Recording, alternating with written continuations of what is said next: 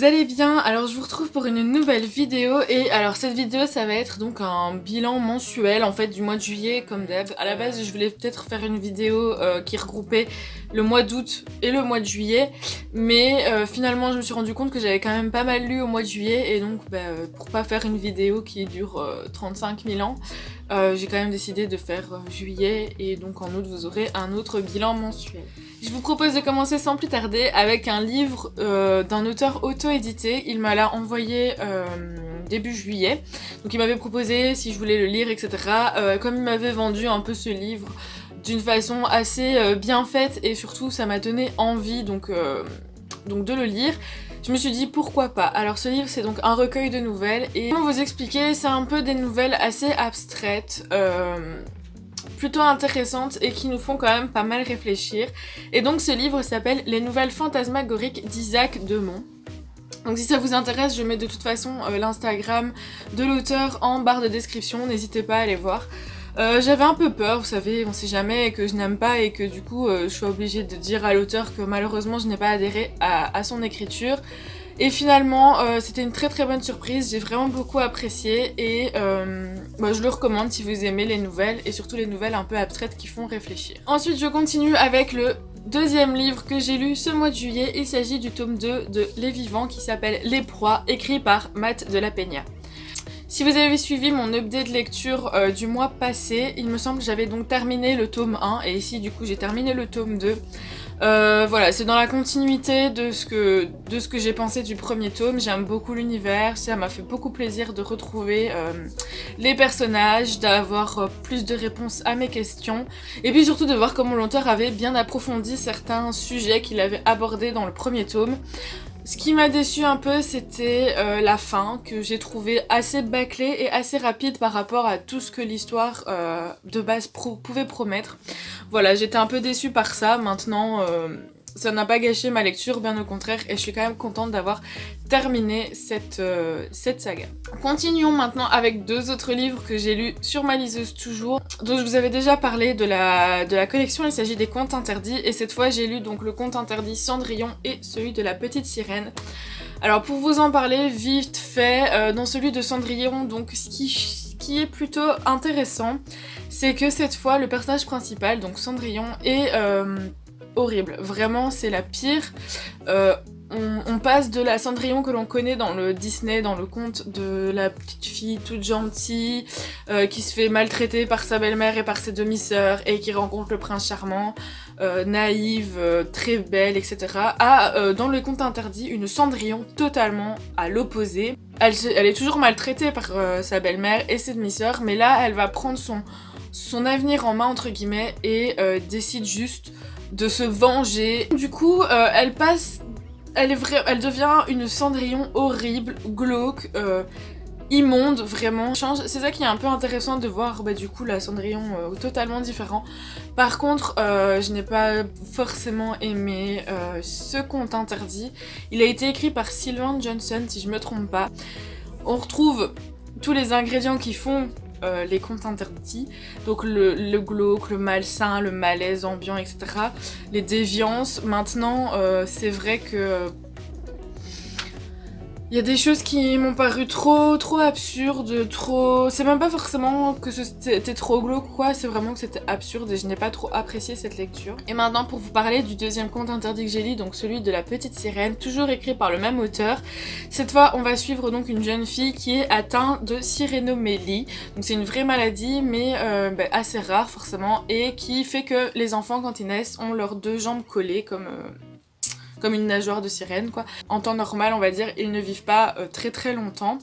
Ici la jeune fille qu'on va suivre donc va au contraire vivre très longtemps et en fait à sa naissance sa mère meurt en couche et son père, dans sa folie de tristesse et en voyant que sa fille est un monstre entre guillemets pour lui, il décide donc de la noyer et donc il veut la jeter dans le fleuve. Sauf que le médecin en place à ce moment-là, qui a aidé la mère à accoucher, ne veut pas lui parce que c'est pas un monstre, il veut qu'elle vive sans que le père s'en rende compte, il lui prend son enfant et la sauve en la menant dans un cirque. Et il croit que c'est la meilleure solution, sauf que bien évidemment dans le cirque, elle va être considérée comme un monstre, comme une bête, une bête à foire.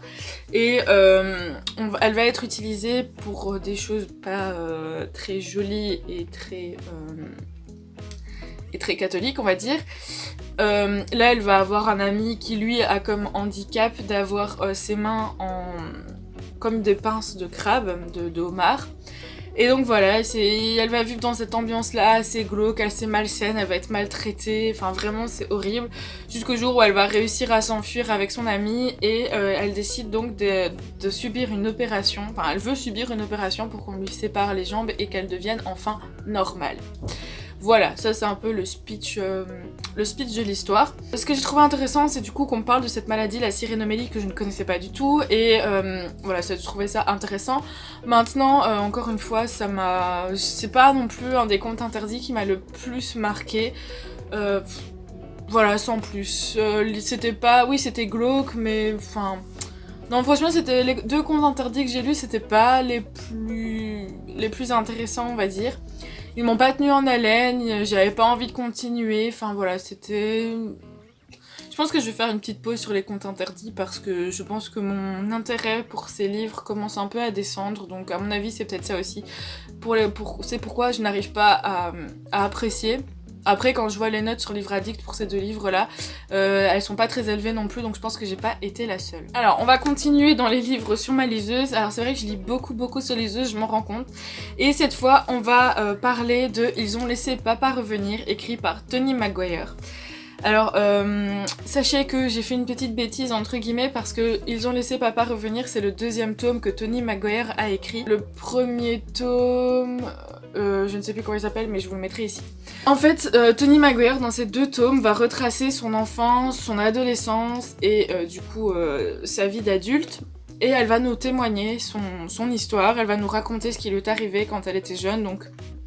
Pour vous la faire courte, elle a subi des attouchements sexuels et des viols par son père. Et du coup, c'est de ça dont elle va parler. Dans le premier tome, en tout cas, ça va être plus basé sur son enfance et comment elle a réussi, et début d'adolescence, il me semble, et comment elle a réussi à sortir de tout ça. Et le 2e tome va être plus centré sur donc, le milieu fin d'adolescence et le reste de sa vie, quoi. Donc dans le 2e tome, on va surtout suivre le moment où son père rentre de prison. Et qu'il est de nouveau accepté au sein de la maison familiale, donc par la mère de Tony Maguire. Et voilà, tout ce qui va en découler. Donc dans ce livre, Antoinette va nous dépeindre les sentiments qu'elle a ressentis quand elle a compris que sa mère faisait autoriser son père, la personne qui l'a violée, à revenir dans sa maison. Comment elle a réussi à se détacher de cette emprise familiale, comment elle s'est sentie trahie pour plusieurs choses, enfin voilà. Franchement, j'ai trouvé ce livre assez intéressant. Maintenant, j'ai pas envie de mettre un avis très concret sur oui ou non j'ai aimé parce que c'est un livre témoignage et on ne peut pas... moi, j'estime qu'on ne peut pas dire non, j'ai pas aimé, oui, j'ai pas aimé, c'est quelqu'un qui raconte sa vie. Je l'ai trouvé très intéressant, très bien écrit dans le sens où il y a des passages assez difficiles à lire, mais ils sont pas écrits de façon crue et détaillée. C'est tout dans la subtilité et c'est peut-être ça qui est encore plus horrifique, dramatique plutôt. Franchement, ça m'a beaucoup... je peux pas dire que ça m'a plu, mais voilà, j'ai trouvé que c'était une lecture très intéressante, donc je pense que du coup je lirai le tome 1. Et ce qui est bien du coup, c'est que le fait que j'ai commencé par le tome 2, ça m'a pas gâché non plus ma lecture, entre guillemets, parce que elle réexplique tout ce qui lui est arrivé en beaucoup moins détaillé, vu que ça c'est le tome 1, mais elle réexplique de toute manière, elle remet les événements dans leur contexte, etc. Donc on n'est pas forcément largué si on commence par le tome 2. Ensuite, j'ai lu Tu n'aimes pas ton papa, écrit par Tony Maguire et Sally West. Donc c'est un livre écrit en 4 mains, mais ici ce sera sur le témoignage de la vie de Sally West, donc l'autre écrivaine. Encore une fois, on va parler donc bien évidemment d'inceste, de viol d'enfants. Ce sont pas des lectures faciles parce que comparé par exemple aux contes interdits où là aussi on parle de choses assez difficiles, les contes interdits, on peut toujours s'en détacher en se disant que c'est pas la réalité et que c'est fait exprès. Maintenant, les deux livres dont je viens de vous citer de Tony Maguire, la différence c'est que là c'est la réalité et c'est ça qui est encore plus terrible. Tu n'aimes plus ton papa, je l'ai trouvé tout aussi intéressant, quoique peut-être un peu plus cru dans certaines descriptions d'événements, même si tout ça reste très lisible, il y a quand même des passages un peu plus crus. En fait, ce que j'ai trouvé intéressant, c'est vraiment la psychologie du papa, la manipulation qu'il a envers sa fille, le fait que sa mère est totalement démissionnaire et qu'elle veut enfin, on sait pas si elle ne s'en rend pas compte ou si elle ne veut pas se rendre compte de ce qui se passe. Donc voilà, en fait c'est horrible parce qu'on se dit mais comment cette pauvre petite a pu vivre avec tout ça, comment les gens peuvent être aussi méchants. Donc bien sûr, je trouve que c'est intéressant de lire ce genre de livres, surtout tout en sachant que ce sont pas des livres faciles à lire parce que ça aborde des thèmes compliqués, que c'est la réalité et qu'il faut pas être non plus trop sensible. Voilà, maintenant franchement c'était des bonnes lectures entre guillemets très intéressantes, surtout pour le niveau psychologique des individus mentionnés dans ces livres. Je passe maintenant à un livre papier, ça y est enfin. Les autres que je vais vous présenter sont plus des livres papier. Alors j'ai terminé en lecture commune, je vous mets aussi de toute façon les noms avec les personnes dont j'ai fait les lectures communes en barre de description. Donc ma première lecture commune du mois de juillet, c'était le tome 1 des Outrepasseurs, les héritiers.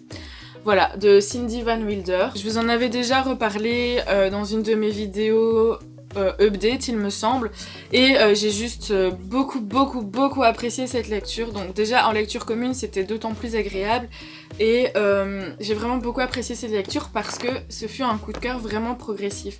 Autant j'ai commencé ma lecture en me demandant vraiment dans quoi je m'étais embarquée, qu'est-ce que ça allait m'apporter, franchement je comprenais pas grand chose, tout comme le personnage principal j'étais totalement perdue, vraiment je comprenais rien et je voyais pas du tout où ça allait me mener. Et puis au fur et à mesure de ma lecture, je commençais à rentrer de plus en plus dedans et on avait de plus en plus de réponses aux questions. On avait toujours beaucoup de questions mais beaucoup plus de réponses et vraiment j'étais embarquée totalement sans vraiment m'en rendre compte et c'était vraiment super chouette comme livre. En fait, ce qui est intéressant dans ce livre, c'est qu'on se rend compte que rien n'est laissé au hasard par l'autrice. Tout est vraiment super calculé, ne fût-ce que les titres des chapitres que j'ai trouvé super intéressants.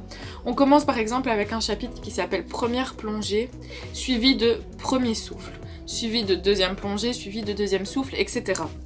Et en fait, ce qui est incroyable, c'est que les chapitres représentent bien l'ambiance qu'il y aura. Enfin, le titre de chapitre représente bien l'ambiance qu'il y aura dans le chapitre, étant donné que dans les chapitres plongés, on plonge vraiment dans l'histoire, dans les questions, dans les réponses, etc. Enfin, vraiment, on est vraiment plongé dans l'histoire. Et puis, on arrive au chapitre Le souffle, et là, c'est vraiment comme si on reprenait notre souffle et qu'on se disait « Ok, pause, on assimile tout ce qu'on vient d'apprendre, tout ce qui vient de se passer, et puis on peut replonger. » Vraiment, c'est comme ça que je l'ai ressenti et j'ai vraiment beaucoup apprécié ces petits détails qui, je trouve, font quand même pas mal dans une lecture, c'est toujours agréable. Si jamais, je vous conseille vraiment de le lire parce que c'était une très bonne surprise, on s'y attendait pas, mais vraiment une très bonne surprise, un très bon livre. Je continue avec deux nouveaux livres que j'ai lus en nouvelle fois sur ma liseuse. Il s'agit d'une duologie, il s'agit de In the After et In the End, écrit par Demetria Luneta. J'ai beaucoup aimé. Alors c'était une relecture, je sais pas, j'avais envie de me replonger dans cet univers post-apocalyptique, zombies, aliens, etc. Et j'ai vraiment beaucoup apprécié cette relecture, presque autant que la première lecture parce que c'est vrai que je l'avais lu il y a un certain temps donc je me rappelais pas de tous les détails, les tenants, les aboutissants. Mais vraiment, j'ai beaucoup aimé. Alors, pour vous situer un peu l'histoire, on se retrouve dans un monde post-apocalyptique. On va suivre l'histoire de Amy, qui, au début de l'enfer, elle a 14 ans, il me semble. Et voilà, elle est toute seule, ses parents ne sont pas rentrés, et en fait, il y a eu une invasion alien. Et les aliens qui sont arrivés sur Terre commencent à manger les êtres humains. La seule façon de leur échapper, c'est de faire le silence le plus total parce qu'ils se repèrent au bruit et sont vraiment très sensibles au bruit. Donc Amy va rentrer dans cette spirale de survie en silence un peu, jusqu'au jour où elle va rencontrer, elle va croiser le chemin de Baby. Elle va l'appeler comme ça, c'est une petite enfant de 3 ans, si je me trompe pas, qui, on ne sait pas comment, a réussi à survivre pendant tout ce temps. Et donc Amy va la prendre sous son aile et elles vont commencer à tisser un lien très fraternel et s'entraider pour la survie. Voilà. 3 ans plus tard, elles vont retrouver un peu la civilisation entre guillemets et atterrir dans une zone safe qui s'appelle New Haven. Et là elles vont retrouver donc des humains, etc. Et voilà, elles vont réapprendre à survivre mais avec d'autres gens. Et alors, il y a énormément de mystères qui vont se mettre en place et on va pas forcément avoir les réponses à toutes les questions. Et alors ce qui est dingue, c'est que l'autrice arrive à nous faire croire à une chose au début du livre, et puis au fur et à mesure où on va poursuivre notre lecture et on va arriver à un certain point, on va se dire mais en fait, elle nous mène en bateau depuis le début, ce n'est pas du tout ça. Et c'est ça qui est intéressant parce que du coup, finalement on arrive à la fin du premier tome en tout cas, et on se dit oh, mais en fait c'était si évident, mais pourquoi je l'ai pas vu? Et c'est ça qui est dingue parce que finalement l'histoire de base n'est pas si originale que ça. Les livres de zombies, de post-apocalyptique, etc. on en connaît, il y en a énormément. Mais la force de ce livre c'est vraiment l'écriture et l'originalité. L'originalité de l'histoire à la fin. Et le deuxième tome, il est vraiment dans la continuité, donc tout aussi bien, et on en apprend plus, et on a encore plus de mystères, enfin, vraiment, et on est plus dans une ambiance de stress, de survie, de sauvetage. Vraiment j'ai beaucoup aimé, j'étais en tension plusieurs fois avec les personnages. Le seul petit bémol serait peut-être la petite histoire d'amour qui pour moi n'apporte pas grand chose, mais fort heureusement elle n'est pas prédominante du tout dans l'histoire, donc ça c'est plutôt cool. Donc si vous aimez un peu les ambiances post-apocalyptiques, etc., je vous le conseille, il en vaut vraiment vraiment la peine. Alors je passe maintenant à un livre dont on a entendu parler, mais tellement sur les réseaux, sur Instagram, sur Booktube, etc. La sortie était attendue avec beaucoup d'impatience pour beaucoup, dont moi. Et parce que j'ai adoré la première trilogie, je pense que vous avez compris de quoi je parlais. Il s'agit donc de Hunger Games, la balade du serpent et de l'oiseau chanteur, écrit par Suzanne Collins. Je vous en parle également dans ma vidéo book haul. Maintenant, je pense que vous connaissez l'histoire, vu que tout le monde en a parlé. Alors, que dire? J'étais si heureuse, franchement, parce que j'ai beaucoup apprécié l'ambiance, l'univers de Hunger Games, l'écriture de l'autrice. Et du coup, je me suis plongée dans ce livre avec beaucoup d'envie et beaucoup de joie. Et c'était pas une franche réussite. Je m'explique avant que des gens s'énervent. Donc le livre est composé de 3 parties. La première partie nous met vraiment dans l'ambiance du Capitole. Donc après la guerre, on suit Coriolanus. On suit Coriolanus. C'est intéressant parce que du coup on en apprend plus sur comment ça se passait dans le Capitole à ce moment-là. On en apprend un peu plus sur la vie de Coriolanus, etc. Donc je vais dire Snow, ce sera plus simple. Et vraiment c'était intéressant, ça m'a vraiment mis dedans. Ensuite, surtout que c'est la préparation des jeux aussi, avec les tribus, enfin bref, c'est vraiment cool. Ensuite on arrive à la deuxième partie qui m'a plu aussi. Parce que là du coup on est plus dans les jeux et donc on retrouve cette ambiance qu'on avait connue dans les premiers Hunger Games avec l'arène, enfin voilà, le suspense et tout ça, donc ça c'était plutôt chouette aussi. Et puis arrive la troisième partie qui m'a complètement perdue. Donc je vais pas trop vous expliquer de quoi il en découle parce que j'ai pas envie de vous spoiler, mais vraiment elle m'a complètement perdue, j'ai pas compris certains choix de l'autrice narratifs. La fin m'a laissé complètement de marbre, encore une fois je ne comprends pas pourquoi elle est partie dans ce sens-là. Il y a un détail, c'est quand même un gros détail du livre, c'est une amourette qui pour moi n'a aucun sens. Et en fait ce que je n'ai pas apprécié, enfin ce que j'aurais cru qu'il allait avoir, c'est qu'on allait avoir un changement de personnalité de Snow assez progressif, mais assez visible quand même par rapport à certains événements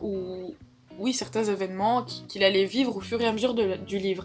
Et finalement, on arrive à la fin et tout d'un coup, enfin pour moi en tout cas c'est comme ça que je l'ai ressenti, d'une seconde à l'autre, d'une page à l'autre, il change totalement et il n'y avait pas vraiment d'événements qui a fait que, enfin voilà, il y a des choix qu'il a fait que je trouve complètement pas cohérents du tout avec sa manière de faire depuis le début, enfin bref, il y a énormément d'incohérences pour moi dans la troisième partie et c'est vraiment dommage parce que ça démarrait beaucoup, mais voilà, je vous le conseille si vous aimez la série, enfin si vous aimez Hunger Games, mais en même temps je vous le conseille pas trop si vous aimez beaucoup parce que ça risque peut-être de vous gâcher l'univers. Donc je ne sais pas, à vous de voir si vous avez envie de vous plonger, peut-être que vous le vivrez différemment de moi, j'espère. Mais voilà, pour moi c'était pas une franche réussite. Après je regrette pas de l'avoir lu, c'était quand même agréable de me replonger dans l'univers, surtout qu'on voit qu'il y a 10 ans qui sont passés parce que l'écriture de Susan Collins a beaucoup évolué. Mais voilà, c'était pas une franche réussite et je me demande si je n'en attendais pas un peu trop. Maintenant on passe à un de mes coups de cœur de ce mois et franchement je m'y attendais tellement pas. Je vous l'ai présenté également dans un de mes book hauls. Il s'agit du Wonderling, le tome 1 de Mira Bartók.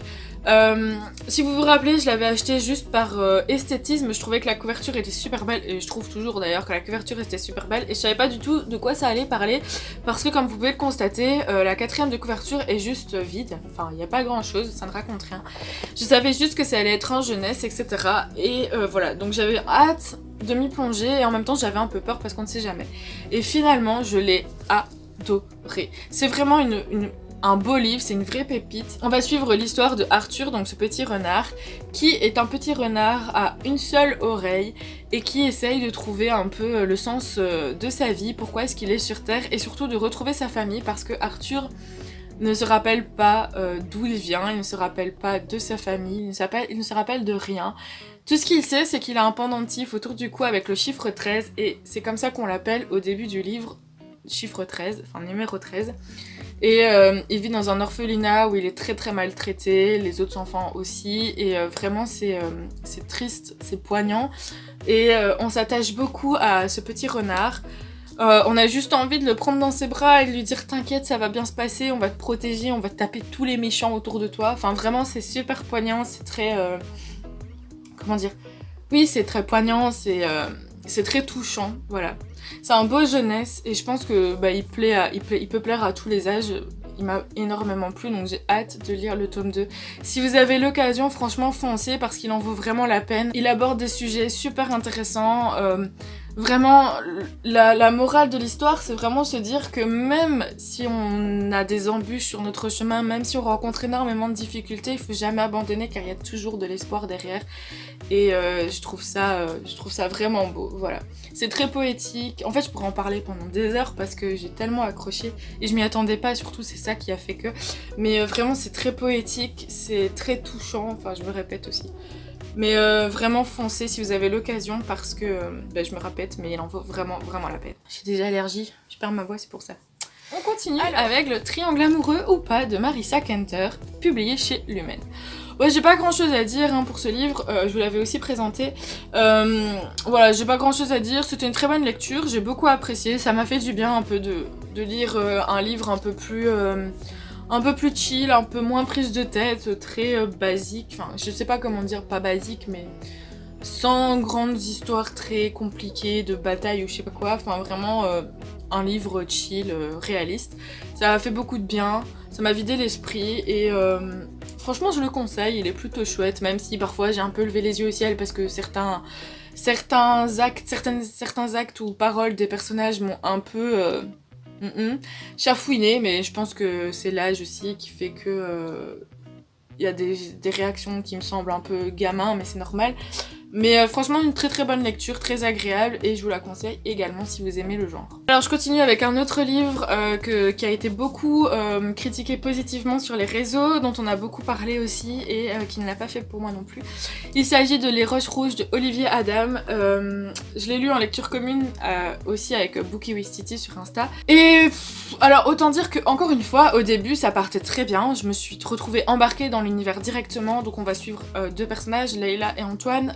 Leïla qui a 26 ans, donc plus proche de mon âge, et Antoine qui en a 18. J'ai un peu moins accroché avec Antoine parce que je trouvais qu'il se plaignait beaucoup trop, même si forcément il a ses raisons, je ne critique pas ça, juste que, enfin, j'ai l'impression que il s'enfonçait plus dans son malheur au lieu de remonter. Et Leïla qui elle vit des choses difficiles aussi et qui pourtant j'ai l'impression qu'elle est un peu plus combative qu'Antoine, voilà. Et donc je me suis plus retrouvée attachée à Leïla qu'à Antoine pour ça. Et finalement, donc au début ça partait bien et puis à la deuxième partie directement j'ai trouvé que ça partait un peu en cacahuète dans le sens où il y a des événements qui se sont passés dans le livre qui pour moi ont rendu le livre pas crédible du tout. Pour ceux qui l'ont lu, je pense par exemple au passage de l'actrice là, Pour moi c'était genre mais oui mais quel hasard, comme par hasard, quelle coïncidence. J'ai même pas trouvé ça émouvant ou triste ou dramatique, j'ai juste dit bah oui bah ça tombe bien quoi. Franchement c'était dommage, il y a 2-3 événements comme ça et puis la fin pour moi elle avait ni queue ni tête. Beaucoup trop facile, c'est vraiment dommage parce que ça parle quand même d'un sujet qui est la violence conjugale et aussi la perte d'un enfant. Deux sujets assez durs et dont je trouve important d'en parler dans des livres. Qui plus est, c'est un homme qui l'a écrit, donc pour ce qui est de la violence conjugale d'un homme vers une femme, c'est tout aussi intéressant de voir le point de vue d'un homme. Et pourtant, je trouve qu'il l'a pas assez approfondi. Il y en a beaucoup qui vont dire que c'était très touchant et très approfondi, moi je trouve pas. Je trouve qu'il y a des passages narratifs qui sont beaucoup trop faciles et trop évidents. Voilà. J'ai trouvé ça dommage, surtout qu'à partir d'un certain moment, on n'a plus trop le point de vue de Layla et on bascule beaucoup sur le point de vue d'Antoine. Et voilà, peut-être que c'est parce que j'accrochais pas avec le personnage, je sais pas, mais ça ne l'a pas fait avec moi. Et enfin, le dernier livre que j'ai lu, il s'agit d'un livre sur ma liseuse, juste après La Vague de Sandrine Colette. Et là, ce fut une véritable surprise aussi. Je l'avais vu passer sur Bookstagram, pas beaucoup, mais la personne qui en avait parlé m'avait beaucoup donné envie. Et là, je me suis dit, bon, bah il fait pas beaucoup de pages, 250. J'avais pas envie de lire un gros livre, donc je me suis lancée. Et finalement... j'ai mis quand même pas mal de temps à le lire parce qu'il est très psychologique. Imaginez, vous êtes dans votre maison tranquille, vous avez 9 enfants, une femme ou un mari, bref. Vous êtes 11 du coup dans cette maison et puis tout d'un coup, il y a un tsunami qui arrive et qui engloutit tout ce qu'il y a autour sauf votre maison. Donc vous êtes survivant, etc. Et sauf que bah, forcément l'eau continue à monter, donc vous vous rendez bien compte qu'un jour ou l'autre vous allez mourir noyé dans votre propre maison et puis surtout vous n'avez plus de vivre. Et là la seule solution qu'il vous reste c'est de partir... espérer de trouver des hommes ou un autre endroit plus safe. Vous vous préparez et là vous vous rendez compte que sur votre barque il n'y a pas assez de place pour tout le monde et donc la seule solution serait de laisser 3 de vos enfants derrière vous. Voilà, ça c'est le speech de l'histoire, ça promettait en tout cas d'être quelque chose d'assez intéressant psychologiquement etc. par rapport à la survie et ça l'a été. On est vraiment dans un huis clos... que ce soit dans la maison avec les 3 enfants abandonnés ou que ce soit sur la barque avec les parents et les autres enfants. C'est très intéressant parce qu'il n'y a pas énormément de dialogue mais pourtant on ressent toutes les émotions, on est dans le stress, ça m'a un peu fait penser aussi au livre Sa Majesté des Mouches de William Golding par rapport à la survie des enfants quand il n'y a pas d'adultes, comment est-ce qu'ils réagissent, la différence entre le bien et le mal qui n'est pas toujours facile pour des enfants à voir quand il n'y a pas d'adultes pour les remettre sur le droit chemin. Vraiment j'ai trouvé ça super intéressant et puis bon voilà c'est très psychologique, c'est dans le suspense et la fin est tellement ouverte. La fin j'ai eu un petit bémol là-dessus mais pas parce qu'elle était nulle justement parce qu'elle était trop bien et que je suis pas fan des fins ouvertes, j'ai envie de savoir parce que je suis trop curieuse mais franchement il ne fallait pas une autre fin, elle était parfaite. Donc si vous avez l'occasion de le lire une nouvelle fois, je vous le conseille vivement parce que il en vaut vraiment la peine. Donc ce mois-ci, petit bilan, j'ai lu 14 livres. Sur ces 14 livres, il y a eu quelques déceptions quand même. 2 coups de cœur avec le Wanderling et juste après La Vague. Et voilà, des bonnes lectures quand même, mais beaucoup de déceptions malheureusement. J'espère que le mois d'août va promettre plus de bonnes lectures en tout cas. Bien évidemment les avis ça ne tient qu'à moi, c'est pas parce que je n'ai pas aimé Hunger Games que vous n'allez pas l'aimer. Je ne vous conseille pas de ne pas l'acheter, au contraire faites-vous votre propre avis maintenant, voilà. Je pense que j'ai tout dit, voilà, de nouveau n'hésitez pas à réagir en commentaire, que ce soit pour me dire vous, votre bilan du mois de juillet ou de réagir à ce que j'ai dit. Et puis, eh bien, on se retrouve la semaine prochaine, normalement, et cette fois ce sera samedi, comme d'habitude, à 14 h. Et en attendant, portez-vous bien!